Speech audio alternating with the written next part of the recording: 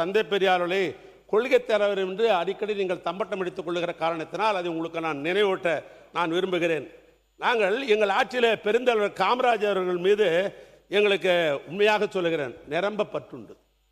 நிரம்ப பற்று இருக்கிற காரணத்தினால் தான் இன்றைக்கு திருச்சியில் கூட நம்முடைய பெருந்தலைவர் காமராஜர் என்பதில் இன்றைக்கு ஒரு நூலகத்தை இன்றைக்கு நாங்கள் கட்டி கொண்டிருக்கிறோம். நான் ஏன் இதை குறிப்பிடுகின்ற சொன்னால், காமராஜருக்கு என்று எங்களுக்கு ஒன்றும் திடீரென ஒன்று பாசம் வந்து விடவில்லை. இன்னும் சொல்ல போனால் 1961 தமிழ்நாட்டிலே காங்கிரஸ் தான் ஆண்டு கொண்டிருந்தது. அப்பொழுது திராவிட முன்னேற்ற கழகத்தினுடைய தோழர்கள் அன்றைக்கு சென்னையினுடைய மாநகராட்சியினுடைய மேயராக இருந்தார்கள்.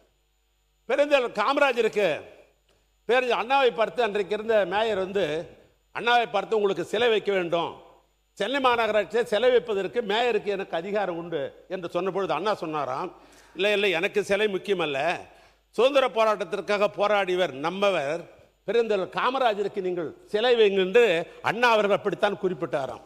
ஆனால் அன்றைக்கு 1961 சென்னையில் மாநகராட்சியின் திராவிட முன்னேற்ற கழகத்தினுடைய மேயர் அவர்கள் இந்த ஜிம்கானா கணப்பு என்று சொல்லப்படுகிற அன்றைய மவுண்ட் ரோடு இன்றைக்கு இருக்கிற அண்ணா சாலையில் இன்றைக்கு காமராஜர் சிலையை அதை அங்கே நிறுவி அன்றைக்கு இருந்த பிரதமர் நேரு அவர்களை அழைத்து கொண்டு வந்து அந்த சிலையை திறந்த வரலாறு யாருக்கு என்று சொன்னால் திராவிட முன்னேற்ற கழகத்திற்கு உண்டு என்பதற்காகத்தான் இதை நான் குறிப்பிட விரும்புகிறேன்.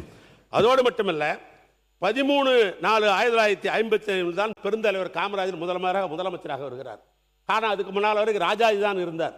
அந்த இருவருக்கு ஏற்பட்ட கருத்து வேறுபாடின் காரணத்தால் ராஜாஜி அவர்கள் ராஜினாமா செய்தார். பெருந்தலைவர் காமராஜர் முதலமைச்சரானார். ஆனால் சட்டமன்ற உறுப்பினராக இல்லை. சட்டமன்ற உறுப்பினர் 6 மாத காலத்தில் ஆக வேண்டும்.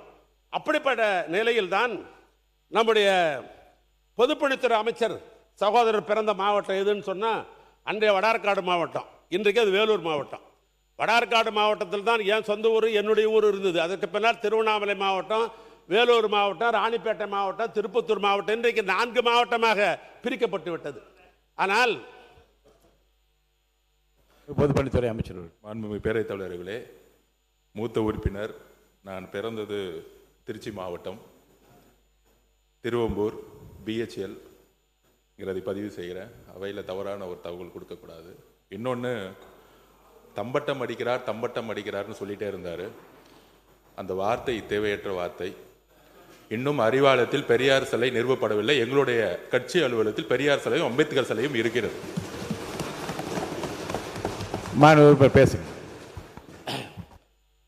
தம்பட்டம் என்பது அன்பார்லிமெண்ட், நம்ம சுய புராணம் என்று சில நேரத்தில் சொல்லுவோம், தம்பட்டம் என்று சொல்லுவோம், விளம்பரப்படுத்திக் கொள்ளும். இப்படித்தான் அதுக்கு பொருள் உண்டே, வேறொன்றுமல்ல.